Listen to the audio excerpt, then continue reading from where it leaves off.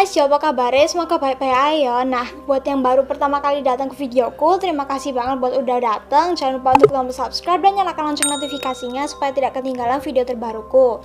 Terus buat yang udah support aku dari dulu, thank you banget. Jangan lupa buat screenshot ini, oke? Screenshot videonya, terus dikirim di Instagram, di Instastory. Jangan lupa tag aku, Instagramnya yaitu ashleyalexandria75, oke?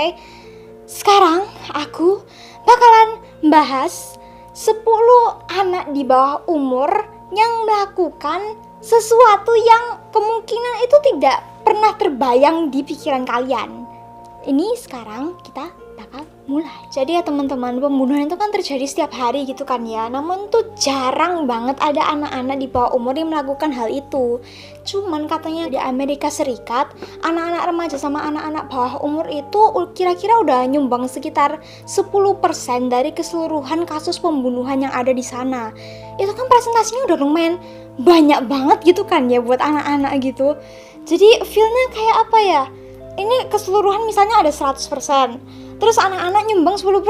Kan berarti anak-anak di sana itu kan ada banyak yang bikin kasus pembunuhan. Jadi kasus ini itu mengingatkan kita untuk selalu pasang mata kita, awasin anak-anak kita. Buat yang udah punya anak, kalau belum punya, awasin adik-adik kita, oke?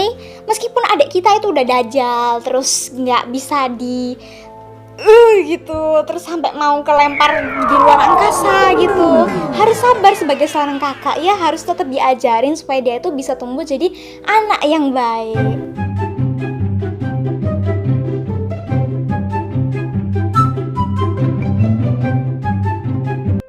Jadi kali ini aku bakalan cerita tentang 10 kasus pembunuhan yang dilakukan oleh anak-anak di bawah umur. Penasaran? Yuk kita langsung mulai. John dan Robert yang berusia 10 tahun ini itu menculik seorang anak kecil yang bernama James Bulge yang baru berusia 2 tahun pada tahun 1993. Jadi ceritanya si anak kecil ini tuh yang baru berusia 2 tahun itu ditinggal sama mamanya di sebuah pusat perbelanjaan, teman-teman. Oke, buat para orang tua yang dengerin ini, mana ada orang tua macam begini ya, no? Kenapa anak yang baru berusia 2 tahun langsung ditinggal di sebuah pusat perbelanjaan yang udah pasti banyak orangnya? Kenapa gitu loh? Mbok ya kalau kamu misalnya ke stand lain gitu, at least bawa ke anakmu. Emang anakmu udah bisa jalan apa? Mereka kemudian membawa anak itu jalan sekitar 2,5 mil dari Liverpool, teman-teman. Terus kata beberapa saksi, dia itu sempat melihat mereka berdua itu membawa si James ini. Cuman dikira mereka itu saudara, makanya nggak dipanggil. Akhirnya mereka pun kan jalan-jalan gitu kan ya di daerah Liverpool itu. Terus itu pas mereka lagi jalan, si Jamesnya ini yang baru berusia 2 tahun itu suka dijatuhin sama kedua anak ini. Hatinya udah di mana coba? Kamu coba deh bayangin kalau misalnya kamu dijatuhin sama orang yang lebih tinggi dari kamu, emangnya kamu suka? Pembunuhan pun akhirnya mulai pada saat John dan Robert itu udah sampai di sebuah rel kereta api, teman-teman. Nah, di situ si Jamesnya itu disiksa terus dilecehkan secara seksual. Setelah disiksa, mereka pun meninggalkan bayi itu di atas rel kereta api, lalu ditindih sama batu bata yang mereka ketemuin gitu, ditindih di atasnya gitu, ditinggal sampai akhirnya ada kereta api yang lewat buat ngelindes si baby, sampai akhirnya si bayi itu terpotong-potong. Bangke! Namun akhirnya polisi pun berhasil menangkap kedua orang ini karena sebuah rekaman video yang menunjukkan hasil itu, teman-teman. Nah terus yang bikin aku kesel, mereka itu kan ditangkap pada tanggal 23 November gitu kan ya. Nah pas mereka ditangkap itu kan dihukum. Dihukumnya itu cuma dipenjara sampai 18 tahun. Boleh dipenjara seumur hidup itu kenapa sih? Kamu coba aja jadi orang, jadi ibunya anak yang udah disiksa terus dibiarin di atas rel kereta api gitu. Ya mana terima kalau orangnya cuma dipenjara sampai 18 tahun.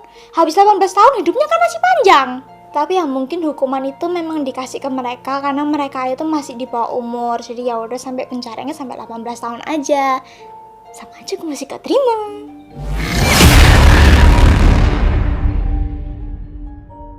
Carl Newton Mayhem itu baru berusia 6 tahun, teman-teman. Bayangin, 6 tahun saat dia itu membunuh temannya yang bernama Cecil Van Hoos yang baru berusia 8 tahun. Itu pun terjadinya udah agak lama gitu kan ya, di bulan Mei gitu. Tapi tetap aja kamu bayangin anak umur 6 tahun udah bisa bunuh, guys. Speechless. Jadi pada tanggal 18 Mei 1929, jadi masih kayak pada masa sulit gitu, mereka berdua itu kayak nyari-nyari itu loh, barang-barang di kayak tong sampah atau tempat pembuangan sampah gitu. Terus tiba-tiba mereka itu ketemu itu kayak tongkat besi gitu, tongkat besi apa ya? Anggap aja kayak tongkat kayu, cuman ini besi gitu loh. Nah terus pas mereka berdua ketemu, kan namanya juga anak kecil, rebutan akhirnya. Nah satunya gak mau ngalah, satunya juga gak mau ngalah. Terus akhirnya si cewek ini, si Cecil ini yang berusia 8 tahun, itu dia itu gak sengaja mukul si temennya. Nah temennya gak terima, akhirnya akhirnya si dia pun lari ke rumah si bapaknya. Terus kan yang ceweknya ini kan ngikut gitu kan, ya namanya juga teman masa ditinggal gitu, akhirnya dia ngikut. Gak taunya pas dia ngikut, si cowoknya ini udah ngambil senapan si bapaknya, terus ngancem, kamu mau nggak kasih tongkat besinya ke aku, kalau enggak nanti aku tembak. Namanya juga anak kecil kan nggak ngerti gitu kan, ya bilang, ya aku nggak mau lah punya aku. Akhirnya dia pun ditembak, beneran ditembak teman-teman, ditembak akhirnya sampai si Cecilnya ini tewas. Pikirannya udah di mana gitu loh. Tapi namanya juga anak kecil kan ya gak bisa ngomong gitu juga. Tapi kalau anak kecil kan memang udah bisa kayak gitu. Tapi pikiran anak kecil kan memang belum mature. Tapi aku pengen ngamuk tapi dia masih anak kecil, gimana dong? Akhirnya Carl pun dijatuhi hukuman 15 tahun penjara. Berarti dia itu bebasnya pada saat dia berumur 21 tahun. Itu umurnya masih bisa panjang, dia masih bisa ngelakuin banyak hal ya. Nah terus dia itu kan dihukum 15 tahun penjara gitu kan ya. Anggap aja kan jadi ibunya si Cecil gitu. Menurut kalian terima nggak kalau dia itu sampai umur 21 tahun udah dibebasin? Kalau aku kenapa enggak ya? Apa emang cuman aku atau kalian juga? Tapi namanya juga masih di bawah umur, jadi kita lepaskan saja ya teman-teman. Kita ini harus baik hati.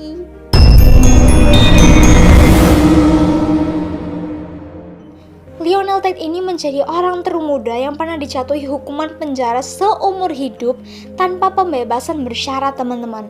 Karena pada saat itu dia masih berusia 12 tahun, dia itu membunuh seorang temannya yang baru berusia 6 tahun, perempuan, namanya adalah Tiffany Unique, pada tahun 1999. Pas ditanya sama ibunya, si Lionel ini tuh cuma bilang, oh enggak, aku itu cuma ngunci kepalanya doang, habis itu aku benturin ke meja. Namun hasil autopsi itu mengatakan hal yang berbeda. Hasil autopsi itu mengatakan kalau tengkoraknya itu patah, tulang rusuknya juga patah. Terus gara-gara tulang rusuknya patah, akhirnya hatinya itu ketusuk sampai akhirnya hatinya robek. Ya rada geli gitu kalau bahas. Memang cuman punya idola itu nggak apa-apa, punya idola pegulat itu juga nggak apa-apa, apalagi nggak apa-apa, terserah kamu mau idolain siapa. Tapi kalau tirunya yang baik, jangan yang jahat, oke? Lionel Tate pun akhirnya dijatuhi hukuman penjara seumur hidup pada tahun 2001 teman-teman. Kalau yang ini ya menurut aku udah termasuk oke sih, soalnya dia kan emang udah umur 12 gitu kan ya, jadi kan udah pasti lebih bertanggung jawab lagi. Jadi dari tahun 2001 pada saat dia umur 12, dia akhirnya dipenjara seumur hidup. Yang seharusnya dia punya hidup yang masih panjang, harusnya masa depannya masih bisa cerah. Ini malah dihabiskan di sel penjara. Makanya jangan ditiru teman-teman, oke?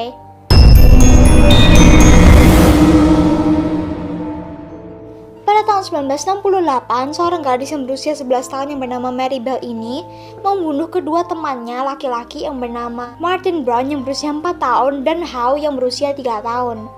Jadi dia itu baru umur 6 tahun dan dia itu udah membunuh dua orang, yang satu umur 4, yang satu umur 3. Adikku yang paling kecil aja umurnya udah 4 tahun itu. Itu feel-nya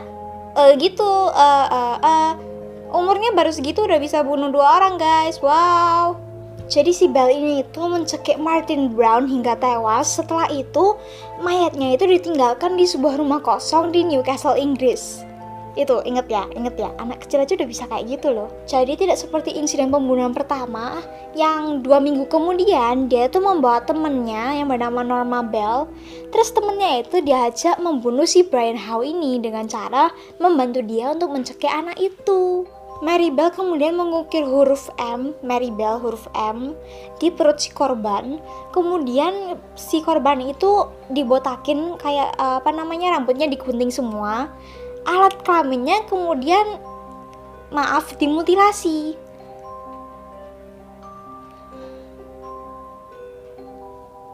Jangan pernah remehkan anak kecil guys, ini anak kecil kayak ini aja.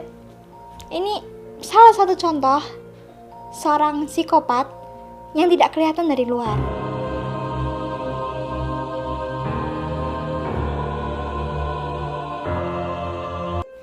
Namun ya teman-teman, asal kalian tahu, Mary Bell itu berasal dari sebuah keluarga yang berantakan, dan mamanya itu merupakan seorang pelacur, dimana dia itu nggak pernah ada di kehidupan si Bell. Kayak nggak pernah ngurusin dia, nggak pernah nanyain dia, nggak pernah perhatian sama dia gitu. Jadi ya kasihan sih sebenarnya. Well, akhirnya pada tahun 1980 si Mary Bell ini pun dibebaskan dan diberikan anonimitas seumur hidup. Buat yang nggak tahu anonimitasnya aku jelasin. Jadi ya teman-teman, anonimitas itu dimana data-data kalian itu semuanya dihapus dari kepemerintahan sampai akhirnya kalian tuh nggak bisa dilacak di mana-mana. Jadi dia itu diberikan sebuah identitas baru dimana siapapun ya teman-teman, siapapun, satu orang pun nggak ada. Jadi siapapun itu tidak bisa melacak identitas itu sampai akhirnya semua orang itu nggak tahu Mary Bell itu siapa, dia itu di mana, terus dia masih hidup atau enggak, itu nggak tahu, soalnya kan nggak bisa dilacak.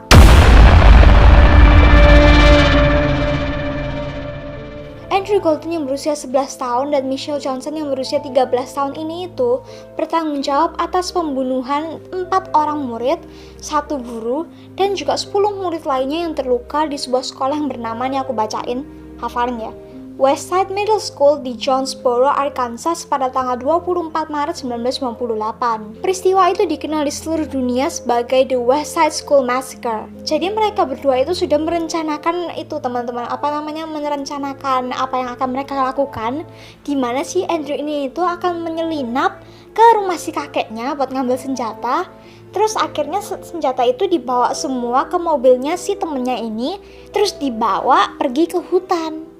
Jadi mereka ini udah bener-bener merencanain dari awal hingga akhir step by stepnya gitu. Jadi mereka pun bekerja sama, dimana si Michelle ini tuh nggak masuk sekolah, dia itu kan siap-siap di hutan gitu kan ya. Terus si Andrew ini masuk sekolah biar dia itu bisa nyalain fire alarm. Fire alarm itu kayak itu loh, kalau misalnya ada kebakaran itu kan kayak ada suara bunyi alarm yang bunyi itu loh. Jadi kan mereka kan pasti disuruh keluar gitu kan ya. Murid-murid sama gurunya disuruh keluar baris di depan sekolah kan biasanya kayak gitu. Nah itu yang mereka incer. Nanti pas mereka lari-lari keluar pada panik semua, baru deh mereka mulai aksinya. Namun setelah itu polisi pun berhasil menangkap mereka berdua di hutan dan akhirnya membawa mereka ke penjara teman-teman. Ya itulah yang mereka pantas dapatkan ya. Untuk apa coba anak-anak yang bersekolah gitu, udah dikasih pendidikan dari guru yang baik, udah punya keluarga yang baik, terus maunya malah, ayo guys kita bunuh-bunuh orang di sekolah yuk, ayo, apaan sih? Jadi pada tahun 2009, seorang yang bernama Jordan Brown ini yang baru berusia 11 tahun menembak dan membunuh tunangan papanya yang lagi hamil teman-teman. Jadi menurut laporan si polisi itu, Jordan memasuki kamar si ayahnya, terus dia itu menembaki si Kenzie Hoke, tunangannya itu, dengan sebuah senapan berburu, dimana si Kenzie Hoke ini itu lagi tidur gitu loh. Nah terus dia tuh kan nyelinap masuk gitu kan ya pelan-pelan, terus dia tuh ketembak, terus habis selesai dia keluar naik bus sekolah berangkat kayak biasa. Jadi kayak seakan-akan gak ada yang terjadi apa-apa gitu, kayak nothing happen. Maksudnya kayak kamu gak lihat apa-apa, gak terjadi apa-apa, gak ada apa-apa, semuanya biasa-biasa aja.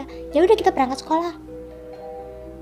Apa gak gila gitu, kamu habis bunuh orang terus kamu gak nge-feel apa-apa, kayak tegang gitu atau marah gitu atau sedih gitu. Ini langsung biasa aja naik masuk sekolah. Wow, speechless. Si Kenzie Hoke ini pun akhirnya ditemukan oleh putrinya yang bernama Adeline yang baru berusia 4 tahun teman-teman. Bayangin baru berusia 4 tahun.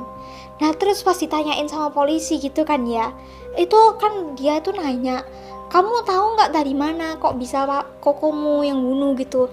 Terus dia itu bisa bilang, oh nggak, tadi aku lihat koko megang pistol.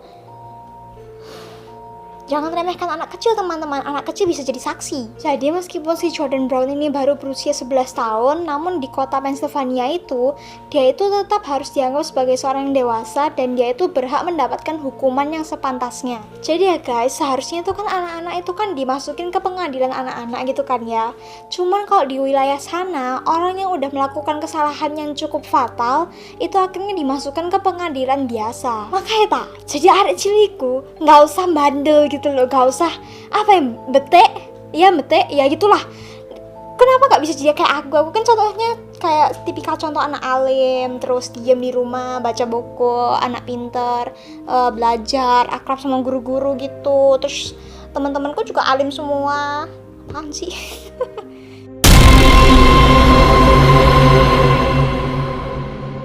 Eric Smith yang berusia 13 tahun ini dihukum karena menyumpalkan baterai dan juga memukul seorang anak yang baru berusia 4 tahun teman-teman. Nah, tempat ini itu terjadi di kota yang bernama New York dan terjadi pada tanggal 2 Agustus 1993 dan gak hanya itu aja, dia juga melanjutin tindakannya dengan melecehkan secara seksual teman-teman. Akhirnya pada tahun 1994 si Eric ini pun akhirnya diadili dan dia pun dihukum penjara selama 9 tahun dan itu merupakan jangka waktu maksimum yang diberikan kepada seorang pembunuh yang masih anak-anak.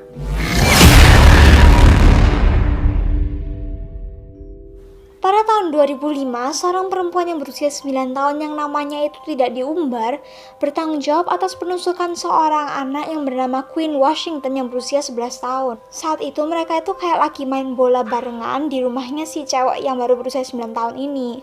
Nah, cuman pas mamanya tinggal mereka berdua sendirian di rumah, akhirnya mereka pun mulai bertengkar. Ketika ibu si remaja cewek itu kembali, dia pun melihat anaknya itu sudah menusuk si Washington. Perempuan yang ditusuk itu pun akhirnya ambruk dan meninggal di rumah sakit teman-teman. Itu pun akhirnya membuat dia menjadi pembunuh termuda di New York City.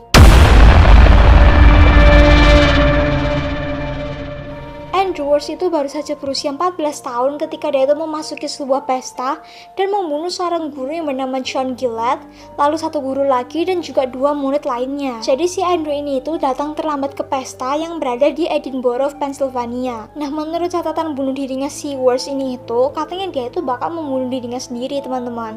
Cuman pas dia datang ke pestanya itu, dia kan bawa senapannya gitu kan ya, gak taunya dia malah bunuh orang lain juga. Nah, si pemilik restoran yang geraknya cepet banget itu langsung menahan dia biar dia nggak kabur, terus dia ambil senjatanya dan diamankan dari dia. Si Andrew Worth pun ini akhirnya mengaku kalau dia itu telah bersalah dan dia pun dihukum atas pembunuhan tingkat ketiga teman-teman.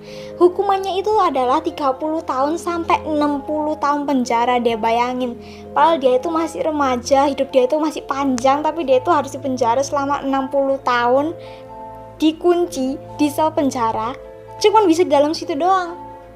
Jadi dari kalian tuh harus belajar gitu loh. Kalau mau ngelakuin sesuatu dipikir dulu, jangan langsung kerjain. Soalnya kalau kamu langsung kerja terus kamu nggak tahu konsekuensinya, ya gitu. Padahal hidupnya masih bisa panjang, masih bisa punya masa depan yang cerah, tapi akhirnya dia menghabisi waktunya di sel penjara. Apa nggak ngeselin hidup kayak gitu coba?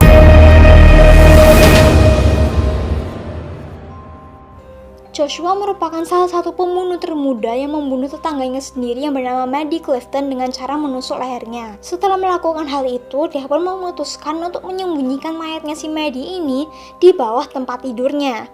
Kalian bayangin aja deh, misalnya kalau kalian itu ya jangan kalian lah. Pokoknya bayangin aja, orangnya tuh habis bunuh si tetangganya, terus dia tuh simpen di bawah kasurnya. Lalu terus kalau nggak ada orang yang tahu, masa dia tidur sama mayat? Gila apa? Dan ibunya Maddie ini tuh mulai khawatir karena anaknya baru berusia 8 tahun itu dari hari itu sampai seminggu kemudian itu nggak pulang-pulang dan tidak pernah ditemukan sama sekali. Nah, seminggu setelah itu si ibunya Joshua yang bernama Melissa itu kan bersihin kamar anaknya gitu kan ya. Mungkin ya memang udah seminggu sekali ada jadwalnya gitu bersihin kamar anaknya. Nah, terus pas dia bersihin kamar anaknya, dia lihat itu bagian bawah kasurnya itu kok ada genangan air, terus kok baunya nggak enak. Akhirnya pas dia tambah cek, ketemu mayatnya si Maddie. Karena mamanya kan pasti bingung, terus udah shock gitu kan ya. Dia langsung keluar dari rumahnya, terus dia itu pergi ke seberang manggil polisi. Dan setelah polisinya tahu, akhirnya mereka pun langsung nangkep si anaknya ini yang masih berada di sekolah. Nah pas dia dari sekolah langsung ditangkap, dibawa ke pengadilan dengan tingkat keamanan yang paling tinggi, teman-teman bayangin. Diputuskan kalau penyebab kematian Maddie itu adalah karena dia itu ditusuk berulang kali dan juga dipukul oleh sebuah tongkat baseball. Joshua Phillips itu mengaku kalau kejadian itu berawal dari ketika dia tuh ditinggal sendirian di rumah, teman-teman. Jadi orang tuanya tuh kayak lagi pergi kemana gitu, terus dia itu disuruh jaga rumah gitu loh, sendirian di rumah. Nah pas dia itu di rumah, dia tuh dibilangin sama orang tuanya nggak boleh pergi keluar.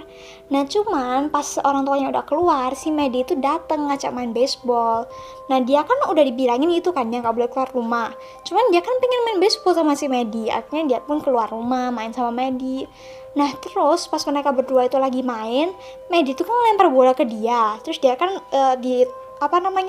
kayak dipukul gitu loh bolanya, kan ngerti kan cara main baseball ya kayak gitulah. Nah terus bolanya itu kena matanya si Maddie. Si Maddie ini matanya langsung berdarah, terus dia tuh langsung nangis jerit-jerit, kan namanya sakit itu kan ya. Si anak ini kan panik terus dia nggak tahu mau ngapain, akhirnya dia geret si Maddie. Dia kemudian membawa Maddie itu ke kamarnya, terus si Maddie ini tuh dicekik sama itu loh, tali telepon kan yang itu loh kayak tali kabelnya itu, dicekik pakai itu selama 15 menit. Terus habis itu dia dipukul-pukul pakai tongkat baseball, baru dia akhirnya disembunyiin di bawah kasurnya, teman-teman. Bayangin aja, ini cuman dari main baseball kena mata, kan harusnya kan bisa kayak minta tolong seseorang gitu, kalau nggak minta tolong tetangganya sama mamanya, tolong matanya luka kan bisa diobatin. Ini kenapa jadi kayak gini? Nah terus itu kan udah diem sementara gitu, kayaknya beberapa detik diem, dia tuh kayak merenung sebentar gitu, anggap aja dia lagi merenung gitu. Terus tiba-tiba si Maddie ini tuh merintih, kan berarti kan artinya si Maddie ini kan belum mati gitu kan ya. Nah si anak ini tuh sadar, terus dia tuh kemudian langsung ngambil pisau, terus dibuka kasurnya, habis itu dia nikam anaknya 11 kali. Jadi ini udah dicekik, dipukul pakai tongkat baseball, terus dipenyet di bawah kasur, sekarang ditikam sampai mati. Maunya apa sih?